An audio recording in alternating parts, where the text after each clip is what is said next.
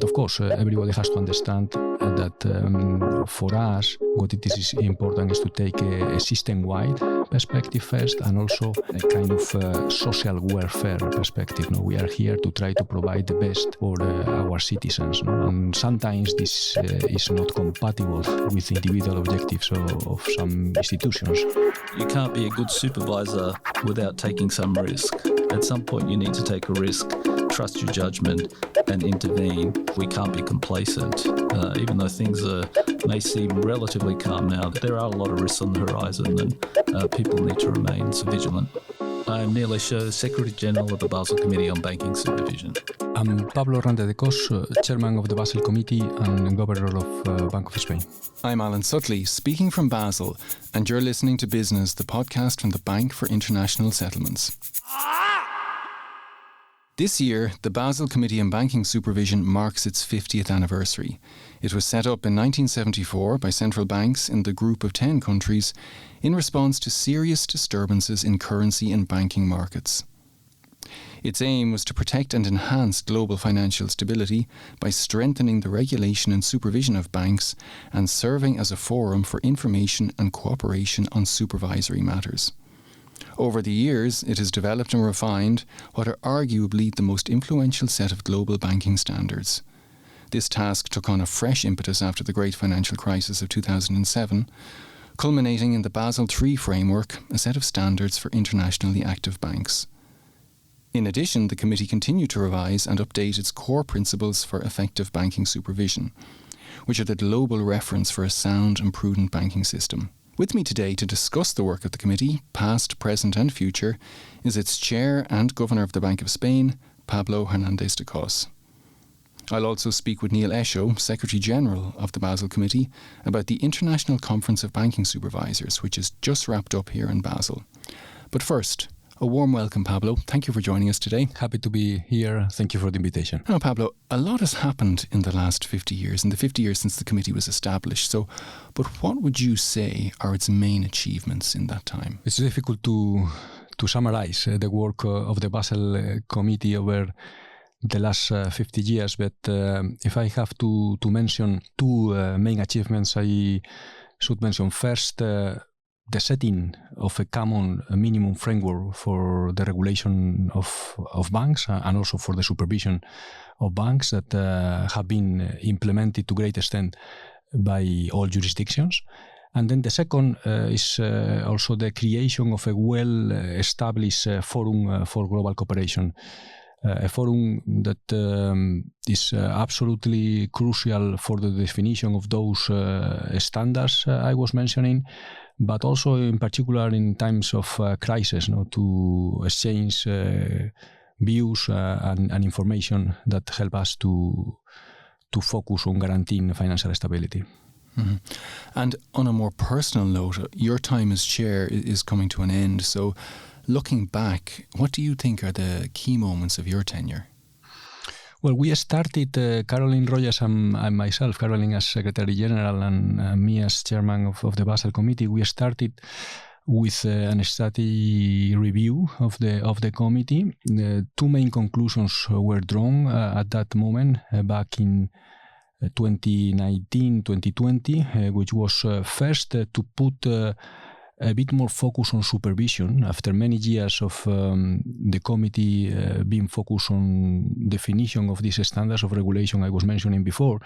Now it was the time to put more focus on supervision. And then second, also to incorporate into the analysis the emerging trends that we were observing in technology, but also climate-related financial risks, just to give two examples.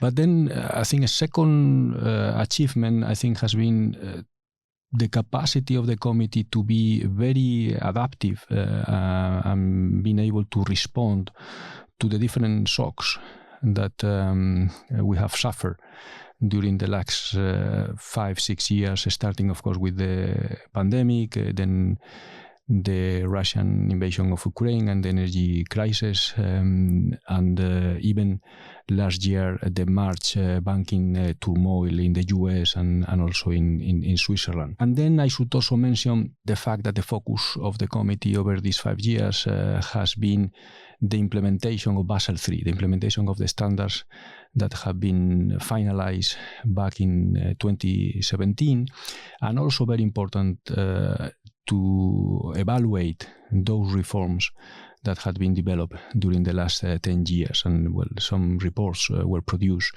with the main conclusion that the outcome of these reforms have been rather positive. And you've mentioned a lot of work there, and the committee's members include 45 authorities from 28 jurisdictions, all of which must have their own views on how best to protect the banking system. Yet, the Basel Committee has still managed to agree on significant enhancements to regulations. So, what would you say have been the key elements that have actually helped the committee to work so well? I've always said that the three main pillars of the success of the committee are, first, the deep technical knowledge of the people involved, the people who are around the table.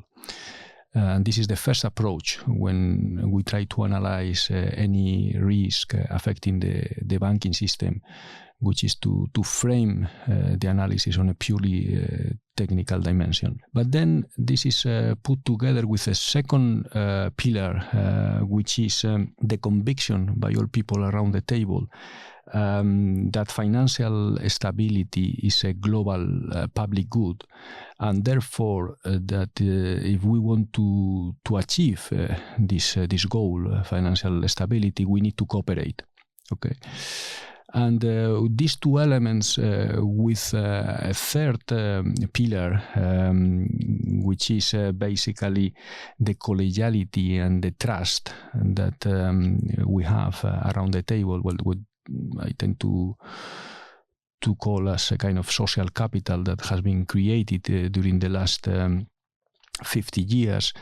I mean, all these three pieces together is what it is behind the success of the committee. And on the other hand, are there any outcomes you would have liked to be different, or any opportunities you think could still be seized? It's difficult to say. Maybe one obvious challenge for the committee is always the speed on which we take decisions. We know that the risks can go very fast, and our capacity, our analytical capacity of understanding those emerging risks is of course limited. We need time to understand them well. Of course, this means also that we need some time to give a proper response, policy response. Of course, on top of it, we need to get a consensus because we might have different views, and we are also asking the views of different stakeholders, which is very important for the success of the committee. To have only our own views, but also to try to incorporate the views of externals. And of course, all this process takes time, and we might try in the future to reduce or increase the velocity on which we give an answer, because of course for citizens it's important that we give not only an answer but also a timely answer. And you mentioned earlier the Basel III framework as one of the committee's, it's one of the committee's major achievements, but it has met significant resistance from banks in some jurisdictions. So what do you think are the main misunderstandings around it, and what would you say to its critics? Well, as I was saying before, I think this process that we follow at the Basel Committee table, on which we ask also the industry, the banking industry, for their input, is absolutely critical. And I mean, it's well understood that they have other objectives, which are more individual of each bank. But of course, everybody has to understand that for us, what it is important is to take a system-wide perspective first, and also a kind of social welfare perspective. We are here to try to provide the best for our citizens. No? And sometimes this is not compatible with individual objectives of some institutions in this case.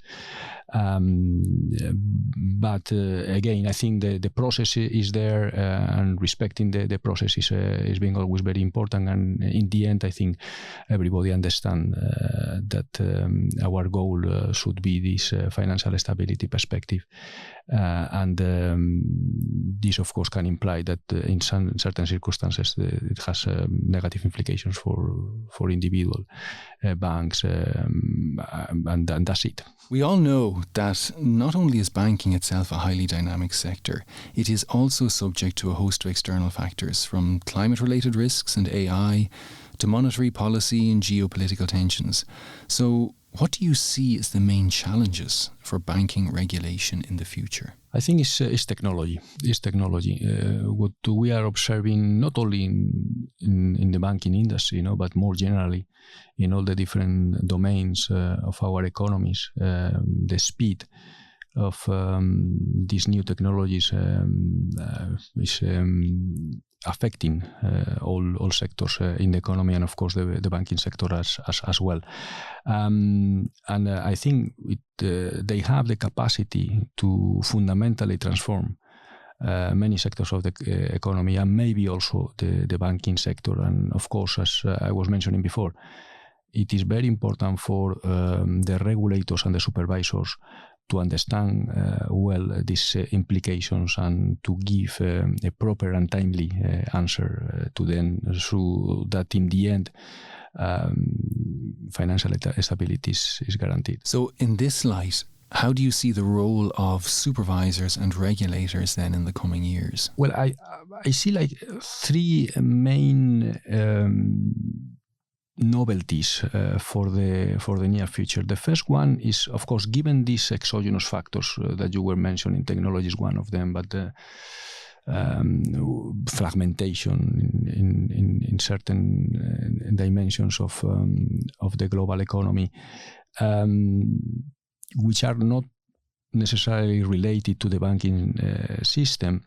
It's important that we incorporate other skills into the table, so that we draw the proper conclusions for the banking sector. This does also mean that the interactions between the banking sector and other sectors of the economy could also increase in a very significant manner. And of course, this also means that the banking regulators on the Basel Committee in this case should also interact much more closely with other regulators, so that our actions are complementary.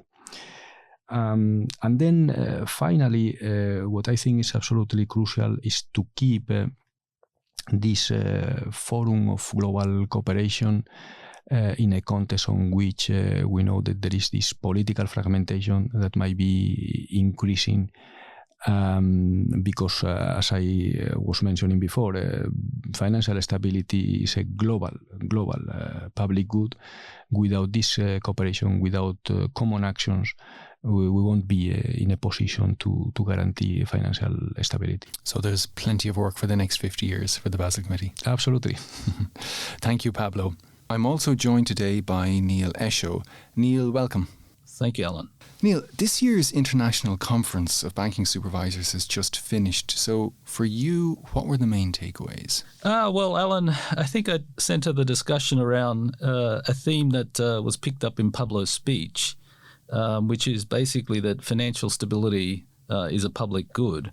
And if you think of that as sort of the theme of the whole conference, it sort of immediately leads you into the role of global cooperation and international standards. And obviously at the heart of that is the Basel Committee. And that's ultimately what we're here for.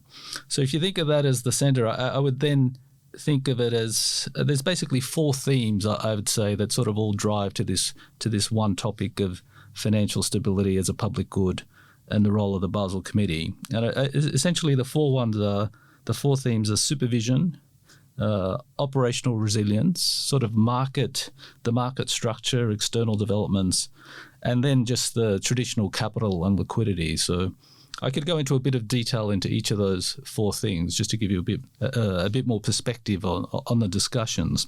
Sure, please do, yeah. In terms of supervision, obviously through this International Conference of Banking Supervisors, we endorsed the Basel Core Principles.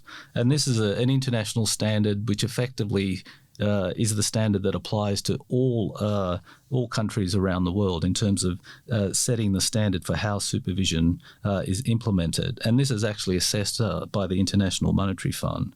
So this goes over and above the Basel framework as we think of it in terms of capital and liquidity, which only applies to internationally active banks. The Basel Core Principles applies to all banks and all jurisdictions. And just thinking more about supervision, the challenges that came up and were discussed, a lot of them relate to your non-traditional risks. I mean, we've spent a lot of time historically looking at your traditional risks like liquidity, market risk, interest rate risk.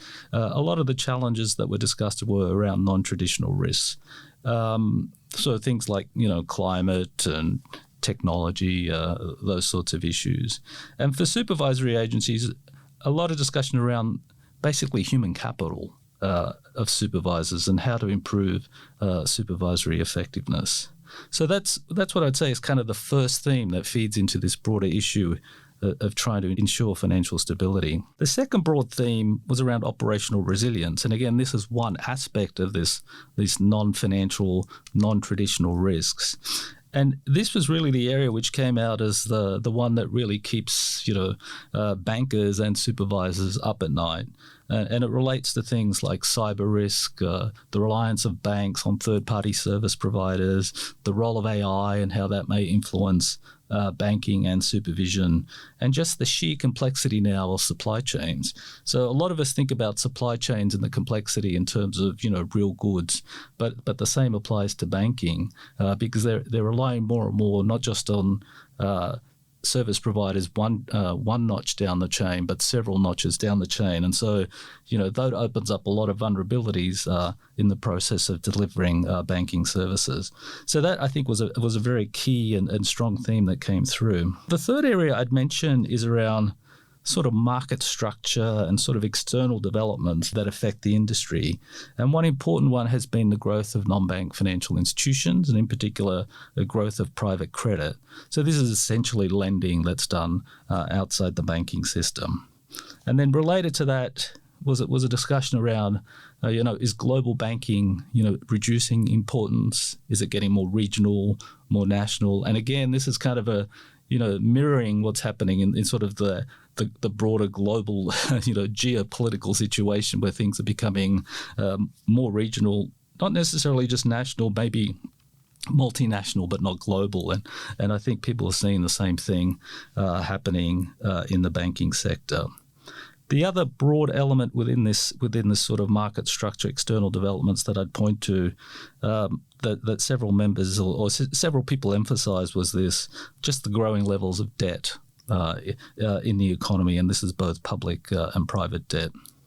And then the fourth theme is around capital and liquidity, and this is really our bread and butter. This is where we spend most of our time working on these issues. And really there are two themes here, and the first one was around essentially learning the lessons of what we've experienced last year in terms of the banking turmoil, the failures of the banks in the US and the merger of Credit Suisse and UBS. So trying to think through what lessons do we draw from that and what changes may come down the track as a result.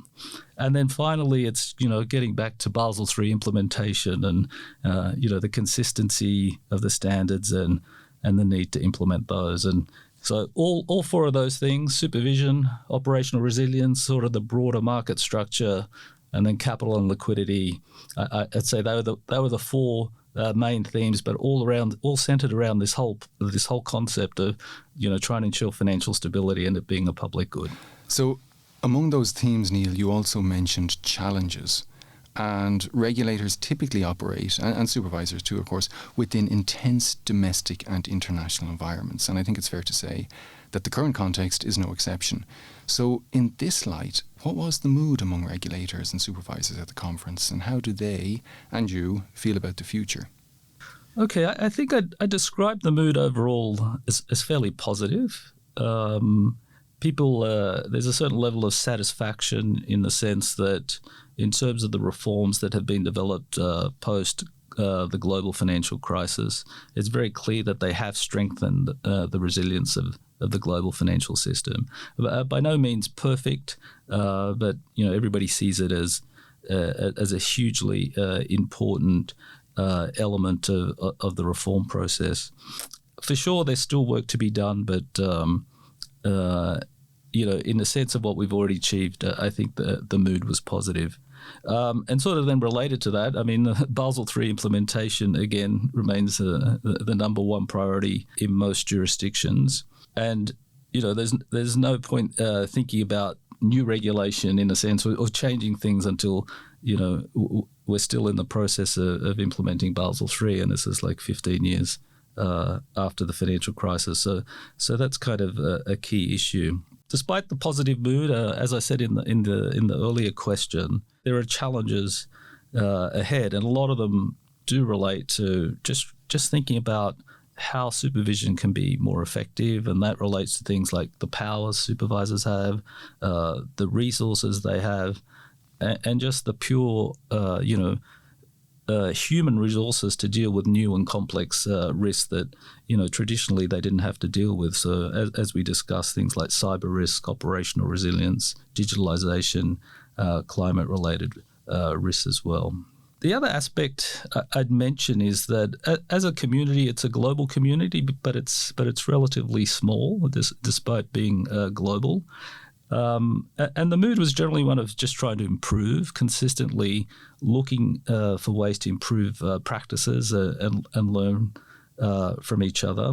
And there was a lot of focus on improving supervisory culture, improving the effectiveness of supervision, how to find the right balance between being, in terms of trying to get the right balance between being strong and timely and not strong enough and being too late.